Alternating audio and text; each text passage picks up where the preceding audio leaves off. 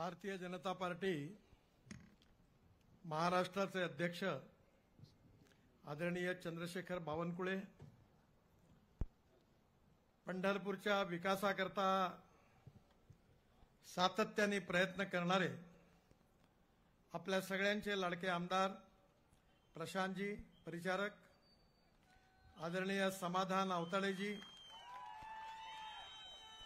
विधिमंडळातील माझे जुने सहकारी आदरणीय लक्ष्मणराव ढोबळे, आदरणीय गोपीचंद पडळकर, शिवाजी सावंत, लक्ष्मण पापरकर, शिवानंद पाटील, अनिल सावंत आणि मंचावर उपस्थित सर्व सन्माननीय नेतागण आणि उपस्थित माझ्या बांधवांनो आणि बहिणींनो, खरं म्हणजे आपण सगळेजण एवढ्या उन्हामध्ये स्वतःच्या वाहनाचा उपयोग करून या सभेला एवढ्या मोठ्या संख्येने उपस्थित आहात याबद्दल मी सर्वप्रथम आपल्या सगळ्यांचं मनापासून अभिनंदन करतो आणि आपल्या सगळ्यांना खूप खूप शुभेच्छा देतो। मी ज्यावेळी माझ्या निवडणुकीत यावेळी फॉर्म भरला त्यावेळी मी आमच्या पक्षाच्या पदाधिकाऱ्यांना सांगितलं, बावनकुळे साहेब आमच्या जिल्ह्याचेच आहेत, की कुठल्याही वाहनाची व्यवस्था करू नका, बस गाडीत पेट्रोल टाकू नका, ज्याला यायचा आहे तो येईल, परंतु आपला कार्यकर्ता हा मनापासून देशाकरता, समाजाकरता आणि विकासाकरता काम करणारा आहे, तो आल्याशिवाय राहणार नाही। आणि माझ्या लक्षात आलं की 50,000पेक्षा जास्त लोक अतिशय उत्साहाने भर उन्हामध्ये फॉर्म भरण्याकरता उपस्थित होते। आपल्या सगळ्यांचं जे भारतीय जनता पार्टीवर प्रेम आहे, आपल्या सगळ्यांचं आदरणीय मोदींच्या नेतृत्वावर जे प्रेम आहे, त्यामुळे आपण सगळेजण एवढ्या मोठ्या संख्येने उपस्थित आहात। हे प्रेम का आहे? तुम्हाला का बरं या पक्षाबद्दल आपुलकी वाटते, प्रेम वाटतं? याचं खरं कारण काय आहे हे बोलण्याकरताच मी आपल्याकडे आलो आहे। आपल्या सगळ्यांना माहिती आहे की 1947 साली आपल्या देशाला स्वातंत्र्य मिळालं। महात्मा गांधी नेहमी असं म्हणायचे की आपला देश गावात राहतो, पण काय झालं, ज्या धोरणं आणि जे नीत्या स्वीकारल्या गेल्या त्याचा परिणाम असा झाला की गावं सोडून लोक शहराकडे गेली।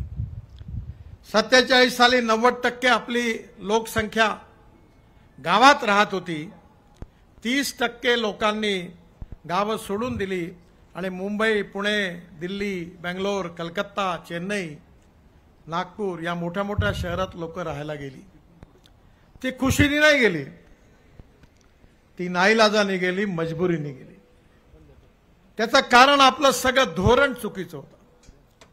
गावात जायला रस्ते नव्हते, गावात प्यायला शुद्ध स्वच्छ पाणी नव्हतं, गावातल्या शेतकऱ्याच्या मालाला योग्य किंमत नव्हती आणि तरुण मुलाच्या हाताला काम नव्हतं।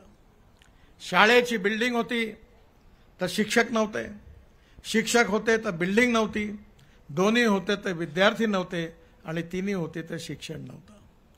दवाखान्याची हालतही अशीच होती।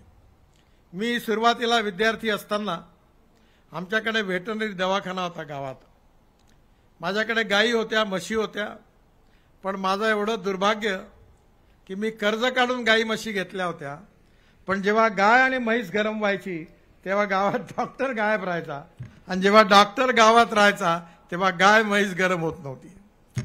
शेवटी डेअरीचे वाजले 12। म्हणजे गावामध्ये परिस्थिती अशी होती की गावामध्ये एक नारा प्रसिद्ध झाला होता आणि तो प्रसिद्ध होता की शहरातल्या बाबूची, ऑफिसरची मुलगी काय म्हणते, शेतकरी नवरा नको म्हणते। म्हणजे शेतीला प्राधान्य नाही आलं, प्राधान्य नोकरीला आलं। आणि म्हणून आम्ही या सगळ्या परिस्थितीचा विचार करत असताना आम्ही ठरवलं की हे चित्र बदलवायचं आहे। हे कठीण आहे पण असंभव नाही आहे आणि हे बदलवण्याकरता आपण आपल्या सरकारने 10 वर्षामध्ये ग्रामीण भारताच्या प्रगती आणि विकासाकरता ज्या पॉलिसीज, ज्या नीती स्वीकारल्या त्याचे परिणाम आता मिळायला सुरुवात झालेली आहे। मला अतिशय आनंद होतो की आज एकेकाळी आपल्या शेतकऱ्याला आपण अन्नदाता म्हणायचो। गहू, तांदूळ, ज्वारी, मका, साखर, ऊस शेतकरी तयार करायचा। पण या 10 वर्षामध्ये आपण ठरवलं, मी 2004 पासून सातत्याने संघर्ष करत होतो। अटल बिहारी वाजपेयी प्रधानमंत्री होते तेव्हा त्यांच्या मागे लागलो। त्यांनी मला राम नाईक साहेबांना आम्हाला ब्राझीलमध्ये पाठवलं। ब्राझीलमध्ये बघितल्यानंतर आम्ही बघितलं की तिथे इथेनॉल तयार होतं। आपल्या ऊसाच्या साखर कारखान्यामधून मळी तयार होते, मळीतून इथेनॉल तयार होतं आणि पेट्रोलमध्ये 26% इथेनॉल टाकतात। आम्ही आपल्या इथे भारतात आल्यावर अनेक लोकांकडे गेलो। आज आपल्या देशामध्ये पेट्रोल डिझेलची आयात 16 लाख कोटी रुपये आपला देश खर्च करतो। आम्ही ठरवलं की या देशातला शेतकरी केवळ अन्नदाता नाही, तर या देशातला शेतकरी हा इंधनदाता झाला पाहिजे, ऊर्जादाता झाला पाहिजे। आज आपला शेतकरी वीज तयार करून झालेला आहे चिपाट जाळून, आज आपला शेतकरी इथेनॉल तयार करून झालेला आहे आणि आज मला विश्वास आहे की आज तो केवळ अन्नदाता नाही, केवळ इंधनदाता नाही, केवळ ऊर्जादाता नाही, तर आता पंजाब आणि हरियाणामध्ये आम्ही सुरुवात केली आहे की आपल्या तांदूळाच्या ह्याच्यातून जे ज्याला आपण धानाचं तणस म्हणतो, मला माहिती नाही आपल्याकडे तांदूळ नाही, आमच्याकडे भंडारा गोंदिया जिल्ह्यात आहे, तर तांदूळाचं जे त्याला दिल्लीमध्ये परळी म्हणतात, परळी, आणि ते जाळल्यामुळे दिल्लीमध्ये प्रदूषण होत होतं आणि म्हणून आपण त्या ठिकाणी पानिपतमध्ये इंडियन ऑइलच्या मागे लागून मी मोठा प्लांट टाकायला लावलेला आहे। तुम्ही जरूर बघायला जा की 1 लाख लिटर इथेनॉल आता पराठ्या, तुराट्या, ज्वारीचे फणं, सोयाबीनचं कुटार, बगास, उसाचा चिपाड याच्यापासून आणि आता बांबूपासून आपण इथेनॉल सुरू केला आहे। तिथे इंडियन ऑइलने प्लांट टाकलेला आहे की राईस स्ट्रॉ पासून, परलीपासून 1 लाख लिटर इथेनॉल तयार होतं, 150 टन बायो बिटुमिन तयार होतं, डांबर तयार होतं। आपल्या देशाला 80 लाख टन डांबर लागतं, केवळ 40 ते 50 लाख टन आपल्याला डांबर भारतातल्या रिफायनरी देऊ शकतात आणि उरलेलं 30 लाख टन डांबर आपण आयात करतो। मी ठरवलंय आपण ही परिस्थिती बदलवू आणि आज आपल्या इथल्या पानिपतच्या रिफायनरीमध्ये 150 टन पर डे डांबर तयार होतं। आज पंजाब, हरियाणा आणि पश्चिम उत्तर प्रदेशामध्ये आता हे प्रकल्प सुरू होऊन झालेले आहेत आणि त्यांना मी सांगितलं, चिंता करू नका, तुम्ही जेवढं डांबर तयार कराल तेवढं सगळं डांबर मी विकत घेईन आणि शेतकऱ्याला आपण समृद्ध करायचा प्रयत्न करू। म्हणजे आता शेतकरी डांबरदाताही झाला। पण एवढ्यावर आपलं सरकार थांबलं नाही। 2 वर्षापूर्वी 26 जानेवारीला दिल्लीमध्ये हवाई दलाचे हेलिकॉप्टर आणि फायटर जेट शेतकऱ्यांनी तयार केलेल्या बायोफ्युएलवर, इंधनावर चालली। सगळ्या लोकांनी ती पाहिली। मग आम्ही ठरवलं की स्पाइस जेटचं विमान, स्पाइस जेटच्या मालकाला मी विनंती केली की शेतकऱ्यांनी तयार केलेल्या बायोफ्युएलवर तुझं विमान डेहराडूनवरून दिल्लीला आणायचं आहे। त्यांनी मला सांगितलं, नितिन जी, हवाई जहाज तो लेकर आऊंगा पर मेरा मशीन बिगड़ गया तो कौन जिम्मेदार होगा? मैंने बोला मैं जिम्मेदार हूंगा। तेरे 10 काम किए हैं, 1 रुपया कभी लिया नहीं, अगर एखादा इंजिन बिगड़ गया तो मेरे नाम पर लिख देना। पण असं झालं नाही। डेहराडूनवरून शेतकऱ्यांनी तयार केलेल्या इंधनावर विमान डेहराडूनवरून दिल्लीला उतरलं, त्याचं मी स्वागत केलं। धर्मेंद्र प्रधान त्यावेळी पेट्रोलियम मंत्री होते, आम्ही दोघांनी मिळून त्याचं स्वागत केलं। आता टाटाने एअर एशियाचं विमान पुण्याच्या प्राच कंपनीच्या सहकार्याने पुन्हा एकदा बायोफ्युएलवर चालवून यशस्वीपणे चाचणी केली। म्हणजे आता तो दिवस दूर नाहीये की आपल्या देशामधला शेतकरी हवाई इंधन देखील तयार करेल आणि म्हणजे अन्नदाता, ऊर्जादाता, बिटुमिन दाता, इंधनदाता आणि आता हवाई इंधनदाता जर शेतकरी बनला आणि हे 16 लाख कोटी रुपये आपल्या देशाचे हे पेट्रोल डिझेलच्या आयातीकरता खर्च होतात, त्यातले 8 ते 10 लाख रुपये, 10 लाख करोड जर शेतकऱ्याच्या घरात गेले, इथेनॉलच्या माध्यमातून उसाला चांगला भाव मिळाला, हवाई इंधनाचं इम्पोर्ट कमी होईल, पेट्रोल डिझेलचं इम्पोर्ट कमी होईल आणि या शेतकऱ्याला समृद्ध संपन्न केल्याशिवाय आम्ही राहणार नाही आणि तरुण मुलाच्या हाताला काम मिळाल्याशिवाय राहणार नाही। ही होप, ही आशा, ही अपेक्षा आपल्या सरकारने निर्माण केली, म्हणून तुम्ही आम्हाला निवडून द्या, कारण आम्हाला तुमचं भविष्य बदलायचं आहे। गरिबी, भूकमरी, बेरोजगारीपासून तुम्हाला मुक्त करायचं आहे। गाव गरीब मजदूर शेतकऱ्याचं कल्याण करायचं आहे आणि म्हणून मी तुमच्याकडे आलो आहे की आज मला अतिशय आनंद आहे की माझ्याकडे परिचारक साहेब बहुतेक आले होते। एक इनोवा गाडी आहे टोयोटोची, ती 100% शेतकऱ्यांनी तयार केलेल्या इथेनॉलवर चालते। इथेनॉलचा रेट आहे 60 रुपये लिटर आणि पेट्रोलचा रेट आहे 120 रुपये लिटर आणि या इनोवा गाडीमध्ये ती 60% वीज तयार करते, त्या गाडीतच चालता चालता तयार करते, बॅटरी चार्ज होते आणि 40% इथेनॉलवर चालते आणि ॲव्हरेजचा हिशोब केला तर फक्त 25 रुपये लिटर पेट्रोलचा भाव पडतो, तो इथेनॉलचा भाव पडतो, म्हणजे 25 रुपये लिटर पेट्रोल पडलं असं समजा। आता आम्ही 300 मी इंडियन ऑइलकडे मागणी केली। तुमच्या जिल्ह्यात 5 कारखाने आहेत, माझी आपल्याला विनंती आहे, 39 हो सोलापूरला 39 आहे, तर तुमच्या जिल्ह्यामध्ये सगळे साखर कारखाने पुढे या, तुम्ही इथेनॉलचे पंप टाका। आता इंडियन ऑइल 300 इथेनॉलचे पंप टाकते आहे आणि माझ्या आग्रहामुळे बजाज, टीव्हीएस, हिरो, होंडा यांनी 2 व्हीलर आणि 3 व्हीलर तयार केलेले आहे। माझ्या शेतकऱ्याच्या तरुण मुलाला आव्हान आहे की आता मोटरसायकल आणि स्कूटर घ्यायची असेल तर ती पेट्रोलची नका घेऊ, ती इथेनॉलवर चालणारी घ्या। तुम्ही स्वतःच्या इंधनावर चालणारी ऑटो रिक्षा घ्या, त्याच्यावरचं आपलं 4 व्हीलर घ्या। आता मारुती, सुझुकी, टोयोटो आपल्या गाड्या फ्लेक्स इंजिनवर आणून द्यायला इथेनॉलवरच्या आणि मला विश्वास आहे की इथेनॉलची इकॉनॉमी 2 लाख करोडची कमीत कमी आपल्याला करायची आहे आणि ही इकॉनॉमी ग्रामीण भागातल्या शेतकऱ्याचं जीवन बदलवणार आहे। मला विश्वास आहे की आपल्याला इथेनॉलवर थांबायचं नाहीये। आता इथेनॉल पासून हवाई इंधन तयार करायचं आहे।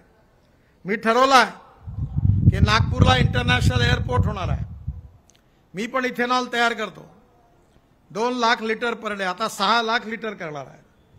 कर्नाटकमध्ये तर खूप आहे, 26 लाख लिटर पर डे तयार करणार आहे मिरानीकडे। आज मी कोल्हापूरहून आलो, सगळे इकॉनॉमी कारखानदारीशी आहे ऊसाच्या, पण एक गोष्ट लक्षात ठेवा, शरद जोशी जे शेतकरी संघटनेचे नेते होते ते नेहमी एक गोष्ट सांगायचे, ते म्हणायचे की आपण ग्लोबल इकॉनॉमीमध्ये आहोत, आता भाव ठरवणं आपल्या हातात नाही आहे। डिमांड अँड सप्लाय, किती डिमांड आणि किती पुरवठा आहे याच्या आधारावर भाव ठरतात। साखरेचा भाव ब्राझील ठरवतं, मक्याचा भाव अमेरिका ठरवतं, सोयाबीनचा भाव अर्जेंटिना ठरवतं, तेलाचा भाव मलेशिया ठरवतं आणि म्हणून आज देशातली स्थिती अशी आहे की साखर सरप्लस।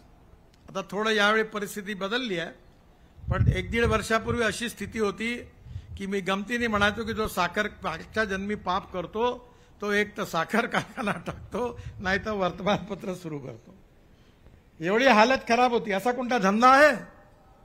मी कारखान्याची बाजू नाही मांडत आहे, सत्य सांगतोय तुम्हाला का 100 रुपयाचा ऊस घ्या, 98 रुपयाची साखर तयार करा, ऊसवाल्याला 15 दिवसात पैसे द्या आणि साखर जी तयार होईल ती वर्षभर हळूहळू विका आणि त्याच्यावर व्याज भरा। हा धंदा प्रॉफिटमध्ये चालू शकतो का?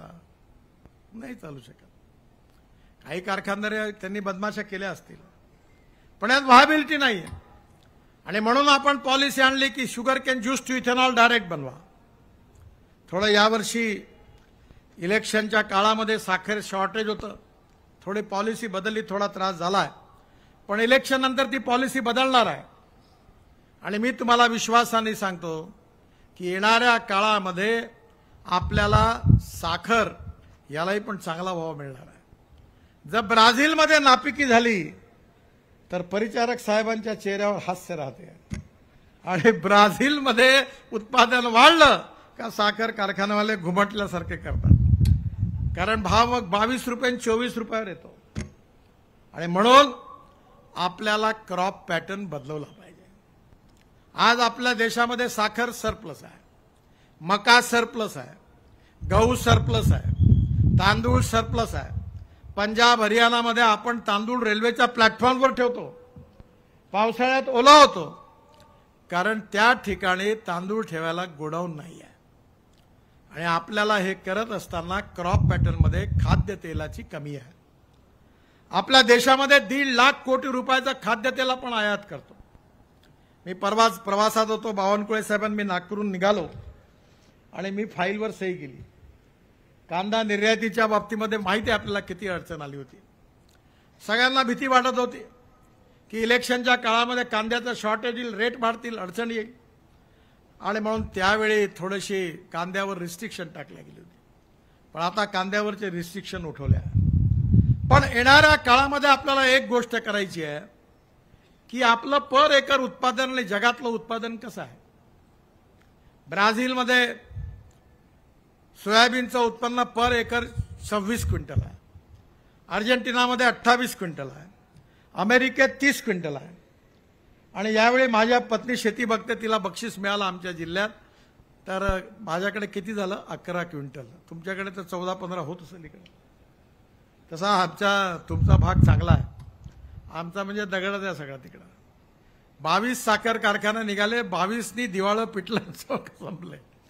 म्हणजे पश्चिम महाराष्ट्रात साखर कारखाना चालवणं म्हणजे मेरिटमध्ये पास झालेल्या मुलांची शाळा, आणि फर्स्ट क्लासमध्ये पास झालेले मुलं जे आहेत त्यांची शाळा म्हणजे मराठवाडा आहे. आणि जे 100% नापास झाले त्या मुलांची शाळा म्हणजे विदर्भ आहे. आता मी खडकावर डोकं आपटून 3 कारखाने चालवतो, कठीण आहे. पण मार्ग काढला, इथेनॉलमध्ये केलं, पॉवर तयार केली आणि साखरेचा घाटा भरून काढतो. आणि म्हणून माझी आपल्या सगळ्यांना विनंती आहे की 2 विषयामध्ये आमच्या सरकारने फार चांगलं आता काम केलेलं आहे. पहिला आहे दुधाच्या विषयामध्ये मी स्वतः या विषयाच्या मागे 2-3 वर्ष मागे होतो. आपल्या इथली गीर जातीची गाय 1952 साली ब्राझीलला गेली आणि ब्राझीलमध्ये त्यांनी एवढे चांगली नसल डेव्हलप केली की गीर गाय तिथे 60 लिटर दूध देते. मग त्या गायीपासून जो सांड तयार झाला बुल, त्याचं नाव होतं टोरॅन्डो. त्याचं सिमेंट्स आपण इंडियामध्ये आणलं. माझे प्रायव्हेट सेक्रेटरी दिवे म्हणून वर्धा जिल्ह्यात आर्वीला, त्यांच्याकडे इंजेक्ट केलं आणि त्यांच्याकडे 8 गोऱ्या झाल्या. ज्याच्या आईचं दूध 60 लिटर असेल त्याचं सिमेंट्स आणलं तर आता 20 ते 22 लिटरची गोरी होणार. आणि आता भारत सरकारने नवीन टेक्निक घेतलाय, स्वीकारलाय की आता बेटी बचाव अभियानाची गरज नाही. आता गाईला गोरीच होईल, गोरा होणार नाही. आणि तुमच्या 2 लिटरच्या गाईला हे टेस्ट ट्यूब बेबी तुम्ही ऐकला ना, तसा आता टेस्ट ट्यूब गोरी म्हणजे एम्ब्रिओ ट्रान्सफर. आणि मी पहिला प्रोजेक्ट नागपूरला वेटरनरी युनिव्हर्सिटी तिलंखेडी आमच्या इथे सुरू केला. दुसरा प्रोजेक्ट चितळे डेअरीमध्ये सांगलीला झाला आणि तिसरा बारामतीमध्ये पवार साहेबांनी सुरू केला. आणि तिन्ही प्रोजेक्टचं उद्घाटन करण्याचं भाग्य मला मिळालं. आणि आता आपल्याकडे 2 लिटर 4 लिटरची देशी गाय आहे, हुस्टन आहे, जर्सी आहे, पण 3 वेतामध्ये भारतीय होऊन जाईल. धर्मवापसी आंदोलन, गए वे वापस आओ. आता हुस्टन आणि जर्सीची गरज नाही आहे. आणि एम्ब्रिओ ट्रान्सफरचं प्रत्येक जिल्ह्यात आता आपण युनिट टाकणार आहे. शेतकऱ्याकरता ॲनिमल हॉस्पिटल आपण चांगलं बांधणार आहे. आणि त्याच्या आधारावर प्रत्येक शेतकऱ्याकडे जी गाय येईल तिचा जे 2 लिटर 3 लिटर येईल तिचा गर्भ आपण बदलवू, एम्ब्रिओ ट्रान्सफर. आणि मी विखे पाटील दुग्ध विकास मंत्री या देवेंद्रजींना विनंती केली. त्यावेळी आमचे मुंडे साहेब सेक्रेटरी आताही तेच आहे मला वाटते. आम्ही मिटिंग घेतली आणि विदर्भ, मराठवाडा आणि महाराष्ट्राकरता 14,000 कोटी रुपयाचा प्लॅन तयार केला. नागपूरमध्ये मदर डेअरी मी सुरू केली. 450 कोटी रुपयाचा. तुमच्याकडे दुधाचं चांगलं आहे पण आमच्याकडे वाईट स्थिती आहे. आता मदर डेअरी सुरू झाली, संत्र्याची बर्फी सुरू केली आणि आता आम्ही पूर्ण देशामध्ये जगात त्याला एक्सपोर्ट करण्याचा निर्णय घेतला। आता दुधाचं उत्पादन आपल्या इथलं 3 पटीने वाढेल। प्रत्येक शेतकरी नेपियर ग्रास पण लावेल आणि आपल्याकडचं पशुखाद्य तोच तयार करेल आणि दुधाचा महापूर देशात वाहील। आणि एका ठिकाणी जर आपल्या इथे शेतकरी चांगलं दुधाचं उत्पादन झालं तर शेतकरी आत्महत्या कशाला करेल। आणि म्हणून पहिली गोष्ट दुधाच्या बाबतीत हा निर्णय झाला, प्रत्येक जिल्ह्यात हे येणार आहे। दुसरा निर्णय आम्ही घेतला, तो निर्णय विशेषतः बायोफ्युएलचा आहे। बायोफ्युएलच्या बाबतीमध्ये आता ethanol, methanol, biodiesel, bio LNG, bio CNG, electric, मीच या खात्याचा मंत्री आहे। इलेक्ट्रिकची काळी आली, लोक म्हणे कोण विकत घेईल। मला एका पत्रकारांनी प्रश्न विचारला की इलेक्ट्रिकची गाडी आली बंद पडली तर तुम्ही धक्का मारणार का, असे प्रश्न विचारायचे। आता इलेक्ट्रिकच्या गाडी करता वेटिंग लिस्ट आहे, इलेक्ट्रिकची स्कूटर, इलेक्ट्रिकची ऑटो रिक्षा आली। आणि एवढंच नाही तर पश्चिम महाराष्ट्रात आपल्या पुण्यामध्ये पुणे जिल्ह्यातला कारखाना कोणता मीच उद्घाटन केलं आणि विनोद तावडे पण त्यात डायरेक्टर आहेत, मसोबा, मस्कोबा। त्या कारखान्याने बगासपासून आणि स्पेंट वॉश टाकून बायोडायजेस्टरमध्ये बायो सीएनजी तयार केला। आणि आता शेतकऱ्याचा ट्रॅक्टर, बसेस, गाड्या या बायो सीएनजी कारखान्यामध्ये सगळ्यांच्या डिझेल पेट्रोलच्या कन्वर्ट झाल्या आणि वापरल्या जातात। माझ्याकडे सीएनजीचा ट्रॅक्टर आहे, जर डिझेलवर 1 लाख रुपये खर्च होणार असतील तर आता बायो सीएनजीच्या ट्रॅक्टरवर केवळ 50,000 रुपये होतात। To save money is to earn money. आणि मग एक्सपेंडिचर कमी केलं पाहिजे। आणि मग आता प्रत्येक कारखान्यात बगासपासून स्पेंट वॉशपासून बायो सीएनजीचे प्रोजेक्ट सुरू झाले। 350 प्रोजेक्ट देशात होतात। मी त्या असोसिएशनचा अध्यक्ष आहे आणि त्यातले 36 प्रोजेक्ट सुरू झाले। मी पण भंडारा जिल्ह्यात तुमसर जवळ आमचा कारखाना आहे, तिथे 5 ton per day bio CNG बघा आपल्या राईस स्ट्रॉपासून आम्ही करण्याचा तिथे कारखाना टाकला आहे।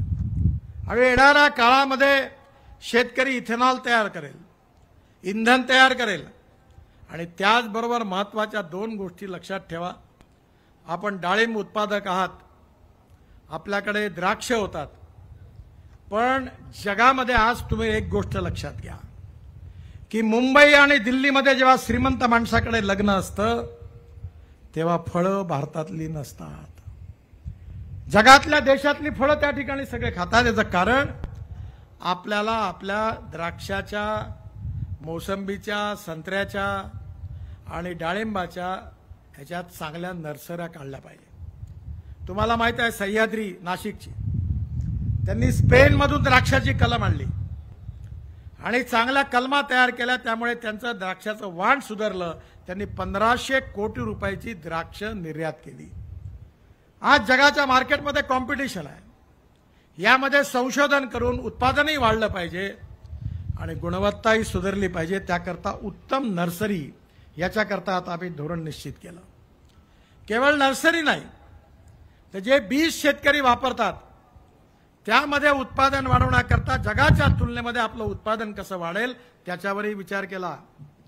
आणि आता सगळ्यात महत्त्वाची गोष्ट, मला माहिती नाही आपल्याकडे आले की नाही आलं, आम्ही ड्रोन आणले। मी स्वतः माझ्या भागामध्ये 4000 एकर ड्रोनमधून आम्ही फवारणी केली। नॅनो युरिया आणला, नॅनो मिश्रखत आणलं। 1 एकर ऊसाकरता आपल्याला 8 पोते आपण खत टाकतो, युरियाचे 4 आणि मिश्रखताचे 4। पण आता आपण नॅनो युरिया शोधला। अमेरिकेतला एका भारतीय तरुणाने नॅनो युरिया शोधला, तो माझ्याकडे आला, म्हणला साहेब, मी म्हणलं तर टेस्टिंग कुठं आहे, रिपोर्ट कुठं आहे। रिपोर्ट पाहिल्यावर मी पण आश्चर्यचकित झालो। मी त्याला म्हणलं प्रधानमंत्र्यांना मी पत्र लिहिलं, यांना भेट द्या। प्रधानमंत्र्यांनी त्याला सपोर्ट केला आणि आता देशात नॅनो युरिया, नॅनो मिश्रखत तयार होऊन आला आहे। 1 खताची बॅग बरोबर 1 बॉटल 250 ml ची। आणि आज तुम्हाला माहिती आहे काय झालं, जेव्हा आपण खताची बॅग विकत घेतो तेव्हा आपण खत फेकतो, 75% वाया जातं आणि 25% फक्त पिकाला जातं।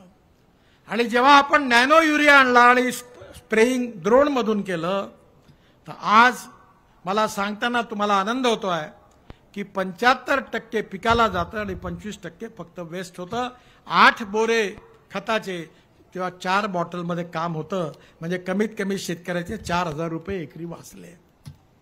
मी आताच परिचारक साहेबांना सांगितलं की आमच्यासारख्या मागासलेल्या भागात आम्ही ड्रोन आणले.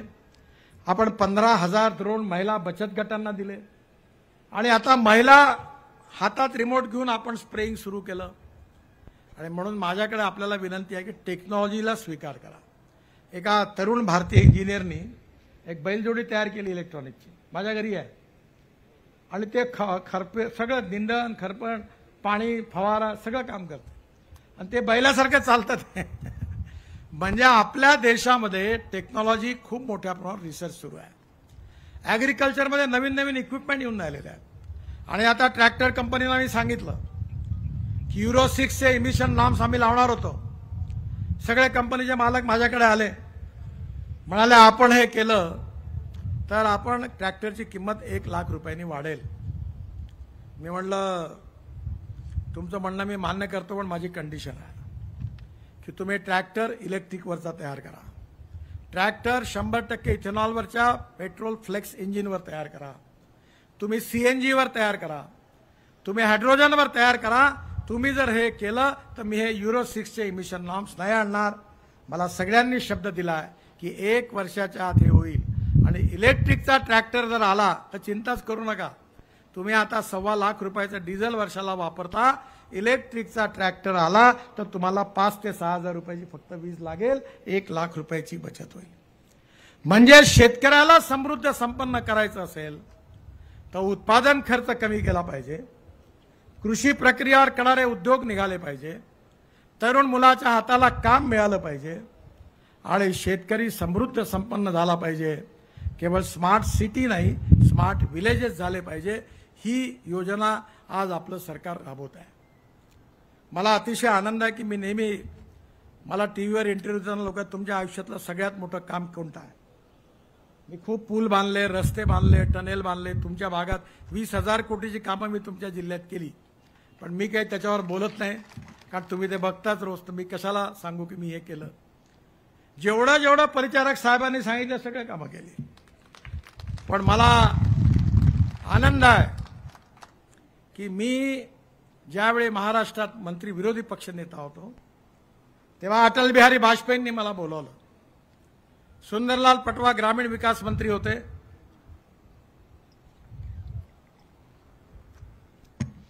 आणि वाजपेयीजींनी मला सांगितलं की नितीन तू शहरात खूप कामं केली म्हणे. कधी कधी मराठीत बोलायचे.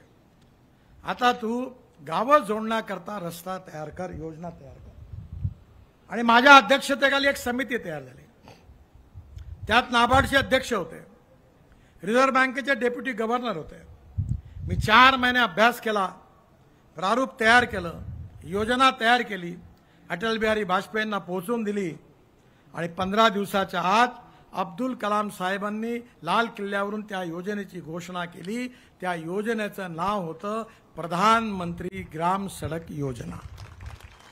आज तुमच्या गावात जे मजबूत रस्ते झाले ते करण्याचं काम हिंदुस्थानच्या इतिहासात कोणी केलं असेल तर अटल बिहारी वाजपेयींनी केलं. मी टीका टिप्पणी करत नाही, पण 60 वर्ष काँग्रेस पक्षाला मिळाले पण गावाचा रस्ता नाही झाला. का नाही झाला? कारण प्रायोरिटी नव्हती. आज मी रस्ते बांधतो, रोड बांधतो. पैशाची कमी नाही आहे, पैशाची बिलकुल कमी नाही. मी 50 लाख कोटी रुपयाची कामं केली. कोणी पत्रकार, मी म्हणतो कोई है माइक का लाल जो मैंने कहा नहीं हुआ बता दे. कोणी नाही आहे, कारण मी जे बोलतो ते करतो, जे करतो ते सांगतो. डंके की चोट पर सांगतो. एखादं काम होणार असेल तर हो, नाही असेल तर नाही. त्यामुळे परिचारक साहेब तुम्ही चिंता करू नका. तुमचा रेल्वेचा पूल, उड्डाण पूल मी नक्की करून देईन. मला यांनी मागच्या वेळी आलो तेव्हा सांगितलं की मंदिरापर्यंत जाणारा रस्ता करून द्या. काम सुरू झालं. रिंग रोड झाला. आता तर मला खूप आनंद आहे. हा महाराष्ट्र साधू संतांचा आहे. या महाराष्ट्राची संस्कृती, इतिहास आणि विरासत, या महाराष्ट्रातलं साहित्य, या महाराष्ट्राचा संस्कार, या महाराष्ट्रातले माळकरी तुकाराम महाराज, ज्ञानेश्वर महाराज आमचं दैवत आहे. खरं म्हणजे मी तुमच्याकरता काहीच केलं नाही. खऱ्या अर्थाने मला आठवतं, माझी आई मरण्यापूर्वी अक्कलकोट, गाणगापूर, पंढरपूर, तुळजापूरला आली होती आणि 6 महिन्यापूर्वी सगळी यात्रा झाल्यावर घरी आल्यावर ती मला म्हणाली, नितीन अरे माझी कंबर पूर्ण लसकून गेली रे म्हणे. तो गाणगापूरचा रस्ता तर असा होता म्हणे का रस्त्यात खड्डा होता की खड्ड्यात रस्ते होते कळलं नाही. तुला जर कधी आयुष्यात संधी मिळेल तर पहिलं काम कर म्हणे, पंढरपूर, गाणगापूर, अक्कलकोट, माहूर, तुळजापूर हे सगळे रस्ते कर. आणि मला आईचं वाक्य लक्षात होतं, ही अतिशय संतांची भूमी आहे. विठोबा आमचं दैवत आहे. या महाराष्ट्रामधला वारकरी संप्रदाय आमचा आदर्श आहे. ज्ञानेश्वर महाराजांची ज्ञानेश्वरीता आमचं जीवन आहे आणि छत्रपती शिवाजी महाराज आमच्या हृदयात आहेत. यशवंत, कीर्तिवंत, वरदवंत, सामर्थ्यवंत, जाणता राजा, निश्चयाचा महामेरू, बहुत जनासी आधारू, अखंड स्थितीचा निधारू, श्रीमंत योगी. हे ज्यांचं वर्णन आहे ते छत्रपती शिवाजी महाराज. मी दिल्लीला माझ्या ऑफिसमध्ये आणि माझ्या घरी माझ्यासमोर माझ्या आईवडिलांचा फोटो नाही आहे, पण माझ्यासमोर छत्रपती शिवाजी महाराजांचा फोटो आहे. असा आदर्श राजा नाही झाला. आदर्श पिता, आदर्श राजा, आदर्श प्रशासक, एक योद्धा, सेनानी, ज्याने कधी परस्त्रीचा सन्मान केला, कधी कुठल्या दुसऱ्या धर्माच्या मस्जिदी असतील त्या कधी तोडल्या नाही, सन्मान ठेवला आणि जनतेचं राज्य आणलं, शिवशाही आणली. ती शिवशाही आणि ते रामराज्य या देशात आलं पाहिजे, हेच आमचं उद्दिष्ट आहे. आमच्यासारखे 2-4 येतील आणि जातील, पण हा देश हा छत्रपती शिवाजी महाराजांचा देश आहे. हा देश सामाजिक समता आणि आर्थिक समता सांगणाऱ्या बाबासाहेब आंबेडकरांचा देश आहे. हा देश सामाजिक समतेकरता आपलं जीवन समर्पित करणाऱ्या महात्मा ज्योतिबा फुलेंचा देश आहे. हा देश समाजातली छुवाछूत, अस्पृश्यता, जातीयता नष्ट करून माणूस हा त्याच्या जातीने मोठा नाही आहे, गुणांनी मोठा आहे, या आधारावर जीवनाचं तत्वज्ञान सांगणाऱ्या राजर्षी शाहू महाराजांचा देश आहे. मी या तत्वाचं पालन करतो. मी घाबरत नाही जनतेला. मी माझ्या लोकसभा मतदार क्षेत्रात सांगितलं की मी जातपात पाळत नाही. आणि मी तुम्हालाही सांगतो, मी सगळ्यांचं काम करतो, योग्य काम सगळ्या पक्षाचं करतो आणि चुकीचं काम जवळच्या बसणाऱ्याचं करत नाही. त्यामुळे मी सांगितलं, जातपात कुछ नाही, मैं तुम्हारा हूं, तुम मेरे हो. सगळे लोक माझा परिवार आहे आणि मी तुमचा आणि तुम्ही माझे आहे. आणि हेही सांगितलं की जो करेगा जात की बात उसको कसके पडेगी लात. मी घाबरत नाही, मला काही फरक नाही. मला सगळ्यांनी मतं दिली. आता निवडणूक निकाल लिहिल्यावर तुम्हाला कळेल. कारण आपल्या इथे हिंदूला ज्या भावात पेट्रोल मिळतं त्याच भावात मुसलमानाला मिळतं. गॅसचं सिलेंडर ज्या भावात हिंदूला मिळतं त्याच भावात मुसलमानाला मिळतं. गरिबी, भूकमरी, बेरोजगारी कोणा एका जातीची समस्या आहे. आपल्या संपूर्ण समाजामध्ये जे गरीब आहे, शोषित आहे, पीडित आहे, दलित आहेत, जे सामाजिक, आर्थिक, शैक्षणिक दृष्टीने मागासलेले आहे, त्यांचा विकास प्राधान्याने व्हायला पाहिजे. शैक्षणिक विकास, सामाजिक विकास, आर्थिक विकास. मी जेव्हा मंत्री झालो तर माझ्या सेक्रेटरीने मला विचारलं की आपली प्रायोरिटी काय. तर मी म्हटलं मला 2 कामं करायची आहेत. पहिलं, या देशात माणूस माणसाला खिचण्याचं काम करतो, सायकल रिक्षा. आणि बंगालमध्ये, झारखंडमध्ये तर खांद्यावर रिक्षा घेऊन लोक जायचे आणि 80% लोक मुसलमान आणि दलित समाजातले होते. मी सांगितलं मला ही प्रथा बंद करायची आहे. 1.5 कोटी लोकांना मानवी शोषणातून मुक्त करायचं आहे. मी IIT, इंजिनिअरिंग कॉलेज, रिसर्च सेंटरचे लोक बोलावले, मेकॅनिक्स ड्रिव्हन ई रिक्षाचे डिझाईन्स तयार केले, त्याला मान्यता दिली, विवाद झाले, सुप्रीम कोर्टापर्यंत केसेस केल्या. मी ई रिक्षा देशात आणला, ई कार्ट आणलं आणि आज मला याचा आनंद आहे की 1.5 कोटी लोक, जे माणूस माणसाला खिचत होता तो सायकल रिक्षा आणि माणूस खिचणारा रिक्षा आता देशात कुठेही दिसत नाही. ते मानवी शोषणातून मुक्त झाले. हे माझ्या आयुष्यातलं चांगलं काम आहे. दुसरं काम मला तुमचं सहकार्य पाहिजे. मला 9 डॉक्टरेट मिळाल्या, डिलिट्स मिळाल्या. मी एवढा विद्वान नाही आहे.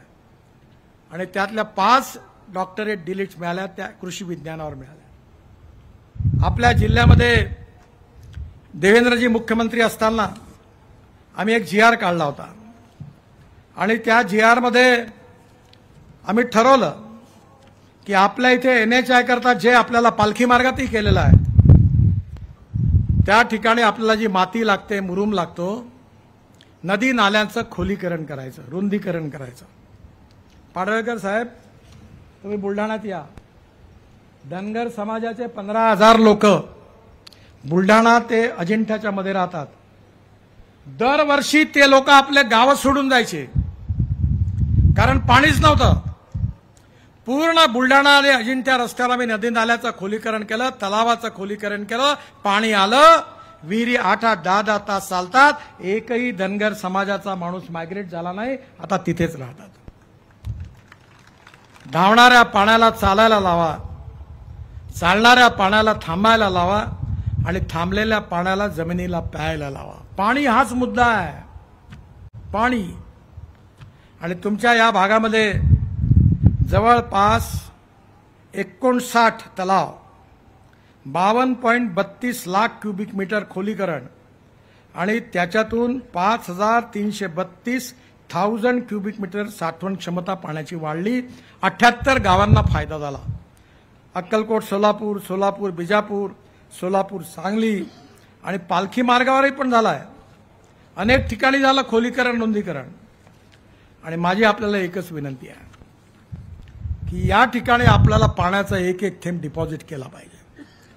महाराष्ट्र सरकारने, भारत सरकारने योजना आणली आहे आणि त्या योजनेमधून आपल्याला आपल्या प्रत्येक जिल्ह्यातलं सिंचन 60% वरती गेलं पाहिजे. मी वॉटर रिसोर्सेस मंत्री होतो. प्रधानमंत्री कृषी सिंचन योजनेतून पश्चिम महाराष्ट्राकरता 6,433 कोटी रुपये दिले 7 प्रकल्पाला. सांगली व सोलापूर जिल्ह्यातला कृष्णा कोयना उपसा सिंचन प्रकल्प 2,775 कोटी. सांगोला शाखा प्रकल्प 688 कोटी. टोटल 3,463 कोटी या 2 प्रकल्पाला दिले. सातारा पुणे जिल्ह्यामधलं धोम बलकवडी 868 कोटी रुपये. सातारा जिल्ह्यातला तारळी 943 कोटी. कुडाळी 635 कोटी. मोटणा 219 कोटी. वांग 304 कोटी. असे टोटल 3,000 कोटी रुपये मी केवळ या भागात पाण्याकरता दिले. मी काल हेलिकॉप्टरहून गेलो सांगोल्याच्या वरतून. गणपतराव देशमुख मला नेहमी भेटायला यायचे. तो जो टेंबूचा तिकडलं पाणी पुढे न्यायचं होतं, मी ते मंजूर करून दिलं. आणि मी याला माझ्या PA ला विचारलं, अरे मोबाईल फोन काढ, आपण कुठे आहो? त्यांनी झालं सांगोल्याजवळ आहो. सांगोल्याच्या आजूबाजूला हिरवं बघितलं. मला म्हटलं खऱ्या अर्थाने गणपतराव देशमुखांनाही श्रद्धांजली झाली. बिचारे अनेक वेळा माझ्याकडे आले, कंटाळून गेले होते. म्हणजे त्या भागात पाणी आलं म्हणजे आज या सगळ्या ठिकाणी जे पाणी आलं त्याचा चांगला परिणाम आहे. मी दुसरी योजना आणली, बळीराजा जलसंजीवनी योजना. सगळ्यांनी प्रकल्प सुरू करून दिले. टक्केवारी जोरात होती महाराष्ट्रात, आजही आहे. या टक्केवारीपायी फार सत्यानाश झाला. मी 50 लाख कोटी रुपयाची कामं केली, पण एक मायचा लाल नसेल कोणी तुम्हाला सांगेल की त्या कॉन्ट्रॅक्टरला काम मंजूर करण्याकरता माझ्याकडे यावं लागलं. आपल्या देशासाठी आपण काम करतो. या बळीराजामध्ये काय झालं की अनेक प्रकल्प 12-12, 15 वर्ष बंद पडली, अर्धवट पडली. टेंबू उपसा सिंचन प्रकल्प, त्याला मी 1200 कोटी रुपये दिले. उरमोडी 483 कोटी रुपये दिले. दोन्ही प्रकल्प मिळून जवळपास 2,000 कोटी रुपये या भागात दिले, ज्यातून आज दुष्काळी भागामध्ये पाणी दिसत आहे. सोलापूर जिल्ह्यातला दुष्काळी भाग, सांगली जिल्ह्यातला दुष्काळी भाग, कोल्हापूर जिल्ह्यातला दुष्काळी भाग, सातारा जिल्ह्यातल्या दुष्काळी भागातल्या शेतकऱ्यांनी जगायचं नाही का? त्याला पाणी नाही मिळालं पाहिजे का? काल मी मान खटाव भागात गेलो होतो. पाणी हीच समस्या आहे आणि आमच्या सरकारने ठरवलं आहे की आम्ही पुन्हा आल्यानंतर सिंचन प्रकल्पाकरता आणि जलसंवर्धनाकरता हायएस्ट प्रायोरिटी देऊ आणि तुमच्या गावात आम्ही पाणी पोहोचवल्याशिवाय राहणार नाही. जर पाणी आलं तर 2.5 पट उत्पन्न वाढणार आहे. आणि म्हणून या देशाचा विकास करायचा आहे. या देशाला सुखी, समृद्ध, संपन्न बनवायचा आहे. शेतकरी शेतमजुराला, गाव गरीब मजदूर शेतकऱ्याला समृद्ध संपन्न करायचा आहे. तरुण मुलाच्या हाताला काम द्यायचं आहे. स्मार्ट शहर नाही तर माझं स्वप्न आहे की स्मार्ट विलेज झाली पाहिजे. मी पहिलं विलेज स्मार्ट विलेजच्या कामाला सुरुवात केली आहे आणि मला विश्वास आहे की मुंबई, पुण्याला, बंगलोरला, दिल्लीला, कलकत्त्याला, चेन्नईला गेलेली शेतकऱ्याची मुलं पुन्हा एकदा गावाकडे वापस येतील, शेतात बंगला बांधतील, एअर कंडिशनर राहील जसं इस्रायलमध्ये आहे, आणि शेतकऱ्याचं उत्पन्न वाढेल, प्रक्रिया करणारे उद्योग उभे राहतील आणि आपल्या शेतकऱ्याचा माल जगाच्या कानाकोपऱ्यामध्ये एक्सपोर्ट होईल. तो दिवस आता दूर नाही आहे. पण तो दिवस आणायचा असेल तर खऱ्या अर्थाने योग्य सरकार आणि योग्य नेतृत्व निवडलं पाहिजे. तुमच्या जिल्ह्यामध्ये एवढा मोठा पालखी मार्ग मी बांधला, अनेक प्रकल्प बांधले, हायवे बांधले, याचं श्रेय मला नाही आहे. याचं श्रेय कोणा खासदाराला नाही आहे, कोणा नेत्याला नाही आहे. याचं श्रेय खऱ्या अर्थाने कोणाला असेल तर माझ्यासमोर बसलेल्या जनतेला आहे. कारण तुम्ही जर महाराष्ट्रातून मला निवडून दिलं नसतं, आमचे खासदार निवडून दिले नसते, तर मोदीजी प्रधानमंत्री झाले नसते, आणि ते जर प्रधानमंत्री झाले नसते तर मी देखील मंत्री झालो नसतो. तर मी काम कसं केलं असतं? तुम्ही निवडून दिला, तुम्ही आशीर्वाद दिले, म्हणून या देशाचं चित्र बदललं आहे. तुमच्या आशा, अपेक्षा, आकांक्षा, तुमचे स्वप्न, गरिबी दूर करणं, सामाजिक आर्थिक परिवर्तन करणं आणि सुखी समृद्ध संपन्न ग्रामीण भागाला करणं, हे स्वप्न उराशी बाळगून आम्ही अनेक योजना आणल्यात, अनेक कामं सुरू आहेत. वेळेची कमी आहे, मला पुढे पण एका सभेला जायचं आहे. माझी एकच विनंती आहे की आपण सगळेजण, विशेषतः या मतदारसंघातून सोलापूरमधून राम सातपुते उमेदवार म्हणून उभे आहेत. मी विद्यार्थी परिषदेचा प्रोडक्ट आहे. विद्यार्थी परिषदेमुळे राजकारणात आलो आणि राम पण विद्यार्थी परिषदेचा उत्तम कार्यकर्ता आहे. टक्केवारी घेणारा खासदार नाही होणार, इमानदार आहे, तुमच्या विकासाकरता काम करणारा आहे, तरुण मुलाला रोजगार मिळाला पाहिजे म्हणून संघर्ष करणारा आहे. मी याला 20 वर्षापासून ओळखतो. एक उत्तम कार्यकर्ता इमानदारीने तुमची सेवा करण्याकरता उभा आहे. या मतदारसंघातून आपण त्यांना प्रचंड मताने विजय करा आणि त्यांना सेवेची संधी द्या. माडामधून रणजितसिंह नाईक निंबाळकर उभे आहेत. त्यांच्याही मतदारसंघात भरपूर कामं केली, जेवढे त्यांनी म्हटली तेवढी कामं केली, कुठले कामं बाकी नाही आहे, आणि म्हणून त्यांना पुन्हा एकदा निवडून द्या. धाराशिवमध्ये सौ अर्चना राणा जगतसिंह पाटील त्या उभ्या आहेत, आणि सांगलीमध्ये आता मी प्रचाराला चाललो आहे, संजय काका पाटील उभे आहेत. आपण या सगळ्यांना प्रचंड मताने याकरता विजयी करा की तुमचे स्वप्न पूर्ण करायचे असतील, तुमच्या अपेक्षा पूर्ण करायच्या असतील, तुमच्या आशा, अपेक्षा, तुमची स्वप्न आणि तुमच्या जीवनात तुमचं भविष्य बदलवायचं असेल तर 60 वर्ष तुम्ही काँग्रेसला आजमावलं. गरिबी हटावचा फक्त नारा आला, गरिबी नाही हटली. आणि म्हणून माझी आपल्याला विनंती आहे की या चौघांनाही निवडून द्या, अपप्रचाराला बळी पडू नका. मला परिचारक साहेब सांगत होते की आम्ही संविधान बदलणार आहोत असा प्रचार करतात. मी लॉचा विद्यार्थी आहे. केशवानंद भारती केसमध्ये सुप्रीम कोर्टात निर्णय झाला आहे की मूलभूत तत्व जे घटनेची आहे, सायलेंट फीचर्स, ते बदलू शकत नाही. Democracy, freedom of speech, fundamental right, लोकतंत्र, समाजवाद, धर्मनिरपेक्षता बदलूच शकत नाही, कोणी सरकार हो. पण पार्ट 2 मध्ये जी घटना आहे त्यातल्या कलमांमध्ये मात्र दुरुस्ती करता येते. आज आपल्या देशामध्ये बाबासाहेबांची घटना तोडमरोड करण्याचं पाप 80 वेळा कोणी केलं असेल तर काँग्रेसवाल्यांनी केलं, आणि आमच्या नावाने शिमगा करतात. बाबासाहेबांचं संविधान बदलण्याचा प्रश्नच उद्भवत नाही आणि कोणी बदलवू शकत नाही. याचं कारण मूलभूत तत्व, silent features of the constitution cannot be change. हे 7 सुप्रीम कोर्टाचे न्यायमूर्ती आणि चीफ जस्टिसनी केशवानंद भारती केसमध्ये दिलेला निर्णय आहे. आणि कुठल्याही अपप्रचाराला बळी पडू नका. सबका साथ, सबका विकास, सबका प्रयास. या देशातल्या गरीब जनतेचं कल्याण झालं पाहिजे, गाव गरीब मजदूर शेतकऱ्याचं कल्याण झालं पाहिजे. या देशाची इकॉनॉमी ही जगात $5 ट्रिलियन इकॉनॉमी झाली पाहिजे. भारत विश्वगुरु झाला पाहिजे. आणि एवढंच नाही तर जगातली तिसरी अर्थव्यवस्था भारताची झाली पाहिजे. हेच आमचं स्वप्न आहे. आणि ते पूर्ण करण्याकरता आपण सगळ्यांनी या चारही उमेदवारांना आणि रामला आशीर्वाद द्यावे अशी विनंती करतो आणि माझं भाषण संपवतो. धन्यवाद. नमस्कार. भारत माता की, भारत माता की, भारत माता की. अतिशय